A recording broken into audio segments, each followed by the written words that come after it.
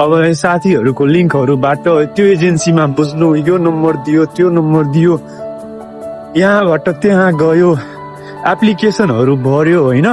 त्यसपछि कुनै कुनै एजेन्सीहरूले पैसासम्म लिन्थ्यो र कसैले ट्रेनिङहरू गराउँथ्यो। ट्रेनिङहरू गर्दा पनि सबै कुरो एक्सपिरियन्सहरू हुँदा पनि उनीहरूले टाइम लगाउँथे, किनभने उनीहरूसँग पनि धेरै मान्छे हुन्थ्यो के।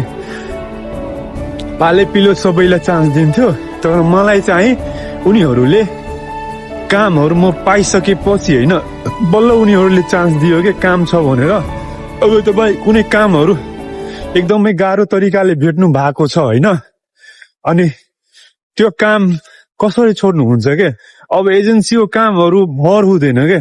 तपाईँले अब कहिले इभेन्टमा बोलाउँछ, कहिले पार्ट टाइम जब दिएको हुन्छ उनीहरूले, तर उनीहरूको आवर चाहिँ फिक्स हुँदैन। कहिले उसलाई पठाएको हुन्छ, कहिले त्यसलाई के। अनि एजेन्सीहरूको भरमा चाहिँ जानै मिलेन। त्यसपछि मैले यसो यो एजेन्सीबाट अर्को एजेन्सीमा, अर्कोबाट त्यसकोमा मैले नेटहरूमा यसो साथीहरूको लिङ्कहरूबाट मैले एजेन्सीहरू पनि धेरै धानेको थिएँ। कसैले केयर जबको देखाउँथ्यो, कसैले सर्भिसको देखाउँथ्यो, कसैले हाउसकिपिङको देखाउँथ्यो होइन। तर जबहरू मैले कुनै एजेन्सीकोबाट पाएन के।